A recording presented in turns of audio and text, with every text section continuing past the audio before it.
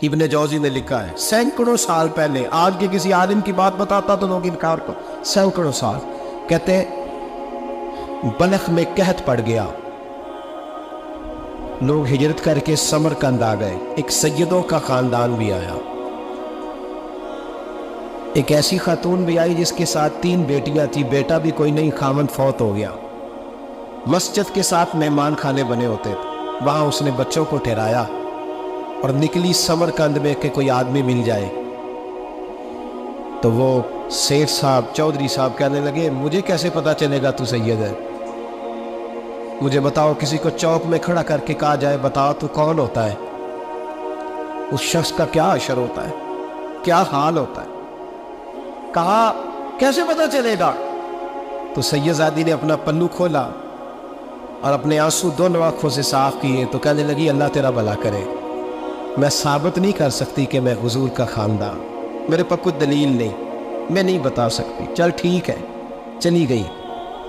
کسی نے بتایا کہ یہاں ایک یہودی بھی رہتا ہے، وہ بڑا سخی ہے، یا آتش پرست ہے یا پارسی ہے کافر غیر، سخی بڑا ہے، اس کے پاس گئی، بیٹھی رہی، لوگ بیٹھے تھے، جب چلے گئے تو قریب گئی، کہنے لگی مجبور ہوں، پریشان ہوں، غریب نہیں ہوں، کہنے لگا بی بی تجھے کبھی دیکھا نہیں، سمرقند کی اتنی آبادی نہیں، میں سارے شہر، تو کون ہے؟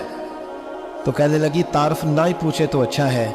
اس نے کہا چلو اگر پتہ چل جائے تو، کہنے لگی میں مسلمانوں کے نبی کی اولاد ہوں، مسلمانوں، اس نے کہا پیغمبر خدا کی اولاد، اٹھ کے کھڑا ہو گیا، بی بی کو ساتھ لیا، گھر گیا، کہنے لگا جو صاف ستھرا کمرہ ہے نا اسے پھر دھو ڈالو، ایک دفعہ پھر دھو ڈالو، کمرہ دھلایا، صاف کرایا، پھر کہنے لگا بی بی میرے برتن زیادہ صاف ستھرے نہیں، میں نئے نہ خرید کے لا دوں، پھر نئے برتن لایا، پھر اپنے بچوں سے کہنے لگا اونچا نہ پھولنا، یہ سیدہ فاطمہ کی شہزادیاں آئی، یہاں کوئی شخص اونچی بات نہ کرے، پھر کہنے لگا بی بی جو میرا بالکل طیب اور حلال رزق ہے نا یہ اس میں سے لنگر ہے، لیکن چونکہ میں غیر مسلم ہوں مجھے سلیقے نہیں آتے، جیسا تیسا بھی ہو نا اسے قبول کر لینا۔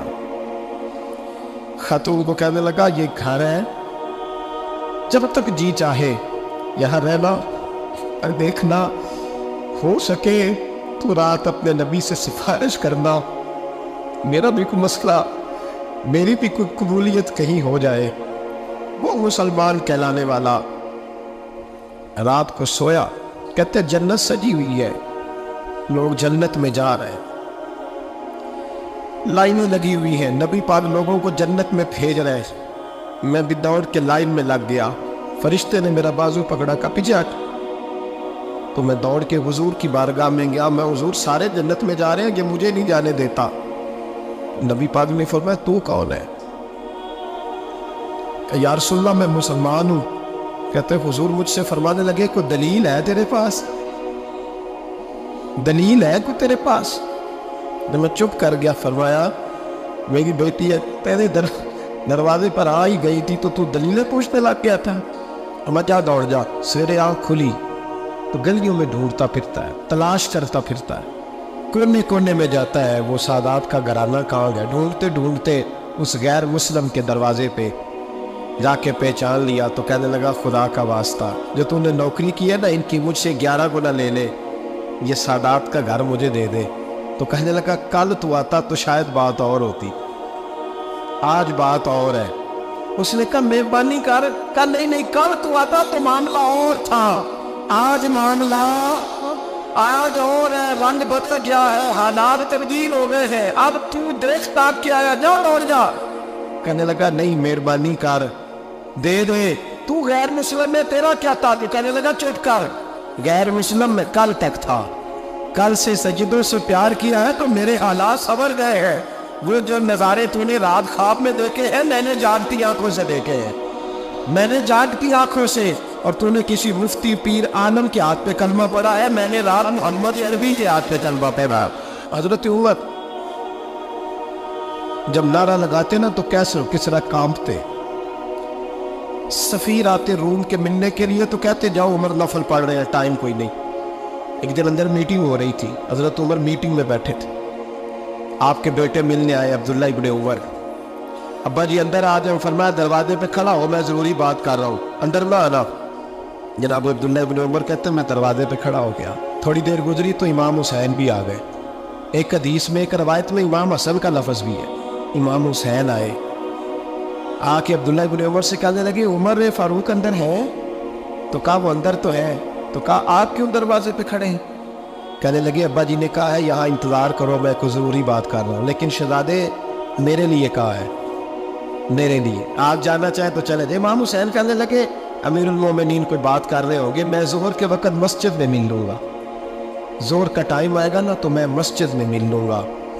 یہ کہہ کے چلے گئے. حضرت عمر باہر آئے تو حضرت عبداللہ ابن عمر سے کہا کہ کوئی آیا تو نہیں؟ عرض کی حضور حسین ابن علی آئے. حسین ابن علی. تو کہا اندر کیوں نہیں بھیجا؟ کہا میں نے کہا تھا بے شک چلے جائیں, لیکن وہ کہہ رہے تھے کہ میں ظہر کے وقت مسجد میں مل لوں گا. تو سیدنا عمر فاروق فرمانے لگے عبداللہ تجھے تیری ماں روئے, حسین کو کیوں واپس بھیجا؟ پھر عمر دنیا داروں کے سامنے ڈٹنا, کھڑا ہونا عمر پہ ختم ہے, لیکن جو اندر کی بات ہے نا, روح کی, جو عقیدت کی بات ہے, جو وفا کا رشتہ ہے, اس کو کون سمجھے؟ یہ جو روح کی مجبوریاں ہیں, یہ جو وفا کی مجبوریاں ہیں, اسے لوگ کیا سمجھے؟ انہیں کیا پتا کہ مرشد کے بیٹے کے پیر چومنے میں حسن کیا ہوتا ہے. انہیں کیا پتا کہ جب استاد کا بیٹا گھر میں آتا ہے تو دل کرتا ہے مکان بیچ کے اسے دے دیں, اس کے بعد کی نیکیاں بڑی ہیں. جناب عمر فاروق دوڑے گئے, امام حسین کے دروازے پہ دستک دی. امام حسین باہر رکھا, شہزادے یار ملنے آئے تھے, بغیر ملے کیوں آ گئے؟ عرض کی کہ آپ مصروف تھے, آپ کے اپنے بیٹے بھی دروازے پہ کھڑے تھے, تو میں واپس آ گیا. امام حسین کہتے ہیں عمر جذبات میں آ گئے, سر سے پگڑی گر گئی. کہتے لگے حسین میرے بیٹے کا اور حسین کا کیا مقابلہ؟ کیا اس کی ماں کا نام فاطمہ الزہرا ہے؟ کیا اس کی نانی کا نام خدیجہ الکبریٰ ہے؟ کیا اس کے نانے کا نام محمد مصطفیٰ ہے؟ اور پھر سر سے پکڑی اتری تھی, اپنے بال زور سے پکڑ لیے. کہنے لگے حسین میں نا مکے میں اونٹ چرایا کرتا تھا اور ڈنڈوں سے مار کھاتا تھا اپنے باپ سے. یہ جو آج ساری دنیا میں عمر کے نعرے لگتے ہیں, یہ تیرے نانوے کا صدقہ ہے. شہزادے میری وفا اور میری وفا میں جب تیرا دل کرے نا توڑ کے آ جایا کر. عمر تو لو. ایک دن امام حسین نے آ کے نا جناب فاروق اعظم سے کہا, خطبہ دے رہے, بچوں کی تبھی شروع ہو, پتہ نہیں کیا بات آئی امام حسین کے دل میں. کہنے لگے عمر نیچے اترو, یہ میرے نانا کا ممبر ہے. تو حضرت سیدنا عمر سنو, کبھی میرا بھی بچہ آ جائے تو میں کہتا ہوں اس کو پکڑو یار, بچوں کو تو نہ جو میں مطلب ذکر کیا جائے, اترنا میرے نانے کا ممبر ہے. جناب عمر اتر کے نیچے کھڑے ہو. تو کہا جا کے اپنے نانے کے ممبر پہ بیٹھ. تو حضرت عمر رو پڑے, کہنے لگے شہزادے میرے نانے کا ممبر ہی کوئی ہے ہی نہیں. یہ ممبر, یہ مصلی, یہ تیرے نانے کی شان ہے. میرے نانے کا کوئی ممبر نہیں, تیرے ہی نانے کا ممبر ہے. تھوڑی دیر کھڑے رہے تو امام حسین کہنے لگے اچھا کوئی نہیں آپ کے نانے کا ممبر کا لو. کہا چلو پھر میرے نانے کے ممبر پہ بیٹھ جاؤ, چلو خیر ہے, کوئی نہیں آپ کے نانے کا. کہا نہیں. تو کہا کوئی نہیں پھر میرے نانے کے. جب حضرت عمر بیٹھے تو بڑا شاندار جملہ کہا, فرمانے لگے میں ممبر پر مرضی سے نہیں بیٹھا تھا, مجھے ابو بکر نے بٹھایا تھا, اور پھر حسین کے کہنے پہ میں اترا ہوں, اب مجھے حسین نے بٹھایا ہے. اب کسی کی جرأت ہے تو عمر کو اتار کے دکھائے, اب میں حسین کا تیری نسل پاک میں. یار کتنی بے شرمی کی بات ہے, لوگ امام حسین کو باغی کہیں. وہ حضرت امام اعظم ایک باغ میں بیٹھے تھے, شاگرد ساتھ تھے, تو کتابیں بکھری ہوئی تھی, کچھ لکھا جا رہا تھا, بکھری ہوئی تھی کتابیں. امام محمد بھی بیٹھے تھے, امام ابو یوسف, کئی اور شاگرد بیٹھے تھے. تو جب لکھتے ہیں نا یہ لوگ تو حوالوں کی تلاش ہوتی ہے, کتابیں بکھری ہیں, صفحے بکھرے. بچے گیند کے ساتھ کھیل رہے تھے, تو گیند اچانک باغ میں آئی, تو ایک چھوٹا سا بچہ گیند لینے آیا, تو امام اعظم اٹھ کے کھڑے ہو گئے. وہ بچہ گیند لے کے چلا گیا, کتابیں ساری پھر بکھر گئیں, جو گود میں رکھی ہوئی تھی وہ بھی نیچے گر گئی, کچھ صفحے بھی گر گئے. تھوڑی دیر کے بعد وہ بچہ چلا گیا, امام صاحب بیٹھ گئے, پھر آیا گیند گری آ کے باغ میں, پھر بچہ لینے آیا, وہی بچہ. امام صاحب پھر کھڑے ہو, وہ کئی بار آیا, جتنی بار آیا کھڑے ہو گئے. کئی لوگ صبر نہیں کر پاتے, جلد باز ہوتے ہیں آج کل کے شاگردوں کی طرح. تو ایک شاگرد بول پڑے, کہنے لگے حضور وہ تو بچہ ہے 100 دفعہ آئے گا. اب 100 دفعہ کھڑے ہوں گے. فرمایا تو 100 کی بات کرتا ہے, یہ 1000 دفعہ بھی آیا تو میں کھڑا ہوں. کہا حضور بچہ ہے آپ کیوں کھڑے ہو گئے؟ فرمانے لگے معمولی بچہ نہیں, میرے استاد کا پوتا ہے. تو جس نے مجھے اللہ رسول کا نام بتایا اس کا پوتا ہے تو میں کھڑا نہ ہوں. اگر استاد کے پوتے کا یہ ادب ہے تو بتاؤ محمد عربی کے نواسے کا کیا ادب ہے؟ رسول اللہ صلی اللہ علیہ وسلم. لوگ سمجھتے ہم قائل نہیں ہیں وہ والی شہادت بیان کرنے کے جس میں کہتے ہیں ہائے حسین تو سکینہ تو زینب. ہمارے بزرگوں نے ہمیں یہ سبق, ہمارے بزرگوں نے ہمیں بتایا کہ امام حسین کی شہادت اس طرح بیان کرو کہ نوجوانوں میں جذبہ جہاد پیدا ہو, عورتیں صبر کا پہاڑ بن جائے. اس طرح شہادت ہمرے والی. لیکن ایک بات ضرور ذہن میں رکھیں, یہ جو لوگ کہتے ہیں نہیں بڑے مظلوم تھے پانی نہیں آ سکا, میرے سے حوالہ دیکھیں جس نے دیکھنا ہے, میرے سے حوالہ دیکھیں, میرے سے. حضرت امام حسین میدان کربلا میں تھے تو تھوڑی سی جگہ کھود کے نا امام حسین نے تو خندق کھودی. خندق کھودنا عرب کا رواج تھا, مدینہ میں بھی خندق کھودی گئی, اس کا نام ہی جگہ خندق. تو خندق کھود کے نا آگ جلائی جاتی تھی, یہ حفاظت کا ایک ذریعہ تھا تاکہ دشمن نہ آئے. تو امام حسین نے اپنے خیمے کے سامنے خندق کھود کے اس میں آگ جلائی تاکہ پردہ رہے, عورتوں کے پاس کو دشمن نہ آئے. تو ایک شخص سامنے کھڑا ہو کے کہنے لگا حسین تو نے دنیا میں ہی آگ جلا لی ہے. معاذ اللہ ثم معاذ اللہ. کہنے لگا آگے تو آگ ملے گی, یہاں جلا لی ہے. تو امام حسین کہنے لگے میں حکم دیتا ہوں آپ کو کہ تجھے ابھی پکڑ لیں. لوگ کہتے ہیں مظلوم تھے, میں حکم دیتا ہوں آپ کو تجھے ابھی پکڑ لے. یہ لفظ امام حسین نے کہا. میں 3 کتابیں تو میری لائبریری میں ابھی ہیں جن میں حوالہ ہے, 3 کتب سے, اور آج کل پرسوں کی کتاب نہیں, سینکڑوں سال پرانی. جب کہنا میں حکم دیتا ہوں تو وہ آدمی گھوڑے سے نیچے گرا, گھوڑے سے نیچے گرا, اور گھوڑے کی رکاب کے اندر اس کا پیر الجھا. گھوڑا ڈر کے اتنا دوڑا کہ جا کے اس آدمی کو آگ میں پھینک دیا. امام حسین کے سامنے جل کے مر گیا. یہ حسین ابن علی ہے. یہ ابھی حکم دیتے تو فرشتے ابھی آ جاتے, یہ ابھی بات کرتے تو ساری دنیا کی فوجیں ابھی اکٹھی ہو جاتی, یہ ابھی حکم دیتے تو وہی آ جاتے. اور اگر جناب اسماعیل کے لیے توبہ آ سکتا ہے تو وہ تو حضرت ابراہیم کے بیٹے تھے, اور یہ تو مصطفیٰ کی اولاد ہے, ان کے لیے کیا کچھ نہیں ہو سکتا. لیکن امام حسین نے پسند کیا تھا کربلا کے جہاد, اس کو پسند کیا تھا مولا علی نے, وہ اپنی پسند پہ تھے. کوئی آدمی اس طرح نہ بیان کرے کہ بڑے مظلوم تھے تو بڑی مشکل میں تھے تو بڑا روتے تھے بڑے, اور کوئی شخص ایسی بات. یہاں تو تماشا لگ گیا ہے, تماشا لگ گیا ہے. ایک وہ ہے جو آج کا کہہ رہے بس جی وہ تو دو شہزادوں کی جان تھی, انہیں بھی شرم نہیں آتی, اور ایک ممبروں پہ چڑھے ہوئے ہیں, چہرے پہ داڑھی کوئی نہیں, سر پہ ٹوپی کوئی نہیں, بازاری سا انداز ہے, کبھی دوڑ کے ادھر جاتے ہیں, کبھی بھاگتے ہیں, کبھی کہتے ہیں اونچا بولنا, پیروں پہ کھڑا ہونا. یہ لوگ بیان کریں گے امام حسین کی بات, یہ لوگ بیان کریں. بیویوں کے مسائل پڑھ رہا ہوں, بہت بیویاں ہوتی ہیں جو آئے آئے کرتی ہیں, باب نہ کرتی ہیں. یہ میرے نبی کا خاندان ہے, یہ میرے نبی کا خاندان ہے, نبی کا خاندان. میں حوالہ دکھاؤں گا, مجھ سے سنو حوالہ. حضرت سیدہ زینب نے سارے جنازے دیکھے, بھتیجوں کو, بھانجوں کو, سب کو شہید ہوتے دیکھا.